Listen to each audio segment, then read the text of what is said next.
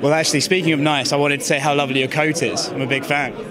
Thank you so much. Sorry, excuse me. You drink as much as you want. You're getting a little lipstick all over your coffee lid, though. I know. I brought my lipstick with me just in case I got to reapply. I would have done the same, but I left it at home. No, I'm joking. You can borrow mine. Oh, thank you so much. It's my colour as well. Right, so there's a big crowd, so I'll have to get into it. What's this week, or this whole lead-up been like for you? Obviously, it's been a really personal, trying time, and now you're having to ask questions, answer questions about it. What's it been like? This week has definitely been a lot more intense as far as interviews. I probably had about 10 just in, these past 2 days. The days are definitely gelling, but I have to say that I was prepared for it. I knew what I was walking into, and that this was something that I prepared myself maybe, a month and a half ago, 2 months ago, when I decided, this is my fight, I need to take it. This is one of the things that I knew that I would have to go through, A lot of people are just so focused on the physical, but they don't understand the importance of these type of things. And especially with the circumstances going on, I knew it was going to be a big load, a big part of the job here. Lots of fighters talk about the moment they get in the cage, everything just goes away. Is that the same for you when you fight? And if so, is that moment on Saturday just going to be this huge relief?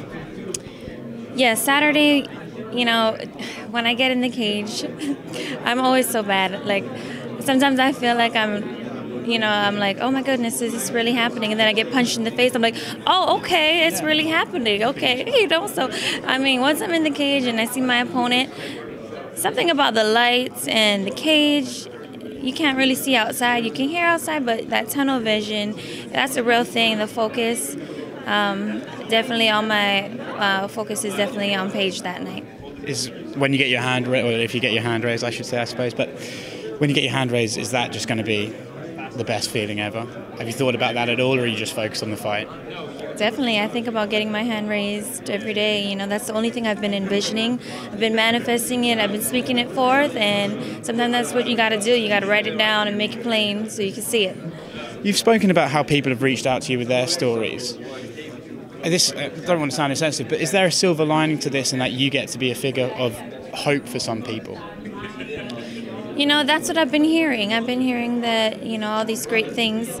And, that's awesome.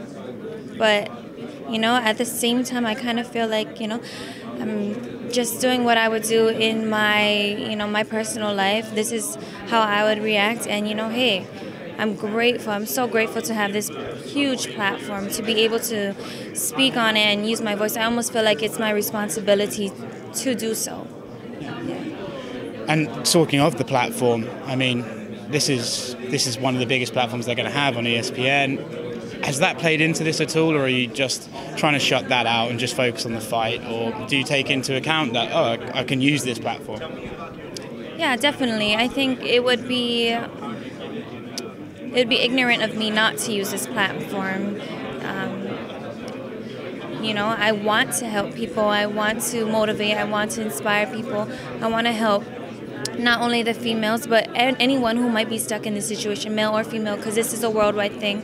And I feel like more people should speak about it. After I went through this, so many people have reached out to me, and it alarms me that so much people are going through this and are still stuck in these relationships or, whatever situation they may be. It really alarms me. And I just want to let people know that it's not okay,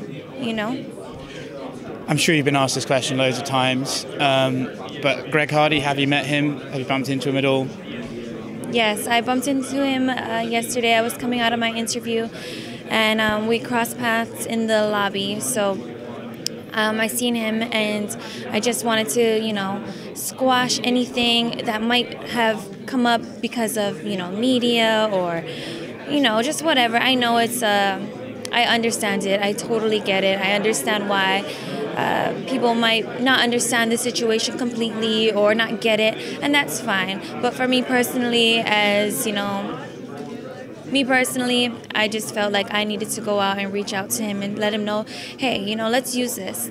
You know, from your point of view, from your stance and my stance, you know, let's use it and work together and show people that, you know, we can make this situation into a good one. Did he appreciate that? Oh, yeah. He totally did. I could tell he was so genuine and gracious. And, yeah, I think we were both very relieved to just get that out of the way and focus on our fights. Well, Rachel, I think the fact that a public figure like yourself is showing regular folks, if you want, that this can happen to anyone is a huge thing, and I applaud your courage for fighting Saturday. I think it's really important, and thank you very much. Thank you so much. Thank you. Have a good fight.